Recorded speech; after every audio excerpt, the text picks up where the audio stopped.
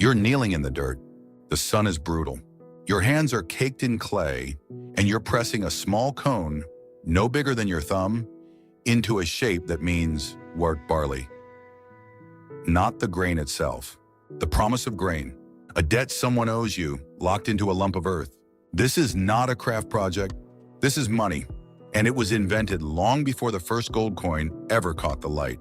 But to grasp why that matters, we need to go back even further, to a time when no one had a word for New Year's wealth, and yet entire villages ran on trust, memory, and tiny clay shapes that most people today have never heard of. Let's turn the page. A woman sits in a dim mud brick room in what is now Syria. Outside, goats bleat. She reaches into a clay pot and pulls out a handful of small objects. Cones, spheres, flat discs, each one stands for something real. A cone is a measure of grain. A sphere is a jar of oil. A disc is a sheep. She counts them, arranges them, and drops them back in.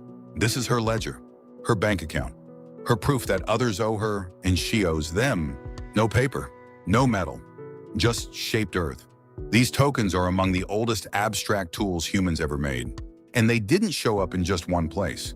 Across dozens of sites from the plains of Turkey to the marshes of southern Iraq, people reached the same strange idea around the same time. A small clay shape could stand in for a living animal or a sack of grain. The thing and the symbol split apart. And that split changed everything. Now here's what most people get wrong. You've probably heard that money started with barter. I have a fish, would you have a basket? We swap. It's a clean story. It's in the textbooks. And it's mostly a myth. The oldest records we can read, scratched into clay, sealed in little pouches, don't show barter at all. They show debt, promises. Someone owes 6 measures of barley. Someone else owes a sheep by harvest. The token is the receipt. Debt came first. Trade came later. But that still doesn't explain how a handful of clay shapes turned into a system that could run a city. Picture a busy temple courtyard, not a quiet place of prayer. This is loud, dusty, and crowded. Workers line up for rations. Herders bring animals. Scribes squat in the shade, sorting tokens into hollow clay balls. Sealed shut, pressed with the owner's mark. These sealed pouches are called bullae. Think of them as locked envelopes. You can't open one without cracking it. And that's the point. The seal is the proof. If someone claims they're owed 10 jars of oil, the bulla holds the tokens inside that confirm or deny it. For a while, this system worked, but it had a flaw. To check what was inside, you had to break the seal. You had to destroy the proof to read it. So the scribes tried something clever. Before sealing the bulla, they pressed the tokens into the wet surface, leaving marks on the outside. Now you could see the contents without opening it. And then someone asked the question that changed the world. If the marks on the outside tell you everything, why bother putting tokens inside at all? That question killed the envelope, and it gave birth to writing. The flat clay tablet replaced the sealed ball. Scribes scratched marks, lines and wedges, directly onto wet clay. Those marks became cuneiform, the oldest known script. And here's the part that surprises people. The first written words in human history were not poems. They were not prayers. They were not love letters. They were lists, ration lists, debt records, grain tallies. Writing was born as accounting. Stories came later. Within a few hundred years, the shift was total. In the earliest archives, sealed clay balls far outnumber flat tablets.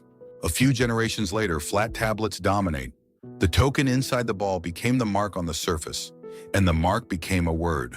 But a word on a tablet is useless without someone to enforce it. And that brings us to the real power behind ancient money, the temple. You might think of a temple as a sacred space. Quiet, reverent. In ancient Mesopotamia, it was more like a government building, a grain silo, and a bank rolled into one. Temples collected taxes in barley and livestock. They stored them. They lent them out. At one site, temple bins held close to half the city's total grain supply. That's not charity. That's control. Temple officials kept the books. They decided who got credit and who didn't. They set the terms. And those terms were sharp. Miss a few payments, and the contract let the lender seize your field, your animals, sometimes your labor. Now imagine you're a farmer. You've had a bad harvest. You go to the temple, and a scribe hands you a tablet that says you owe a fixed amount of grain by next season, plus a hefty share on top. If the rains don't come, you're ruined. This isn't some modern banking trick. This is thousands of years old. And the scribes who ran this system weren't all men. Recent work on old tablets has found that women handled a real share of deposit records. The temple economy was more complex, more layered, than the simple picture of bearded priests chanting over altars. But the system had a pressure valve. Every so often, a new ruler would declare what's sometimes called a clean slate. All debts wiped out, all tablets smashed, all duties reset to zero. These events weren't just financial. Some of the broken tablets show traces of ritual washing, as though the debts themselves were being purified. The economic and the sacred were tangled together in ways we can barely untangle now. Let's turn the page again. Tokens track promises. Tablets track numbers. But for trade to stretch across city-states and deserts, people needed something portable, something whose value didn't depend on reading a clay slab. They needed standard units, so the scribes defined them. A fixed volume of barley became the standard large measure. A fixed weight of silver became the standard small one. These weren't coins.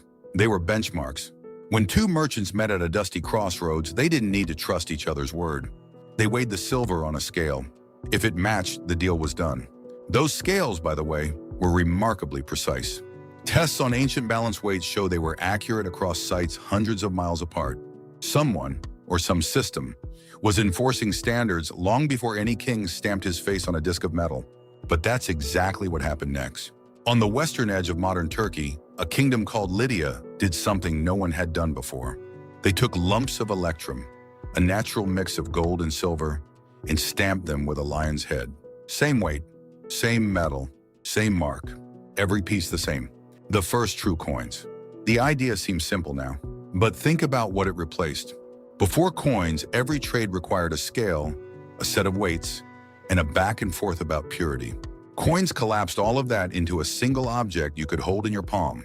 The stamp said, "This metal is real, this weight is right, and the king backs it." Trust was baked into the metal. Within a generation, the idea spread to Greek city-states. Within a lifetime, it was everywhere. Coins didn't just make trade easier. They shifted power. Whoever controlled the mint controlled the money supply. Kings could pay armies. Armies could conquer cities. And conquered cities could be taxed in the very coins the conqueror had stamped. But here's where the story takes a turn that most people never see coming. Thousands of miles from Mesopotamia, on a tiny island in the Western Pacific, a community built a money system that makes coins look crude. On Yap Island, the currency was stone, not pebbles, enormous limestone discs, some taller than a person. They couldn't be carried. They couldn't be hidden. They just sat there in the village center for everyone to see. And yet they worked. When ownership of a stone changed hands, no one moved it. An elder stood before the village council and declared, "This stone now belongs to someone else." The council witnessed it. The village remembered it. And that was enough. There's a famous account of a stone that sank to the bottom of the ocean during transport. The crew saw it go down. They came home and told the village what happened. The council decided the stone still existed and its value still counted. It sat on the seafloor, unseen by anyone alive, and yet it remained valid currency. Because the village remembered. This might sound strange, but think about what's sitting in your bank account right now. Have you ever seen those dollars? Held them? Probably not. They're numbers on a screen. Their value exists because a system of record keepers, banks, servers, rules, agrees they exist. Your money is a shared memory, just like that sunken stone. The obvious pushback is that Yap's system only worked because the island was small. Everyone knew everyone. You couldn't lie about who owned which stone because the whole village was watching.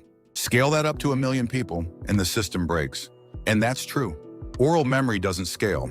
That's why Mesopotamia invented writing and why Lydia invented coins. Each leap in money was a leap in the size of the community it could serve. But remove that condition, remove the need for physical proof, and what you're left with is the same idea that powers modern digital ledgers. A shared record, a group that agrees on what's true.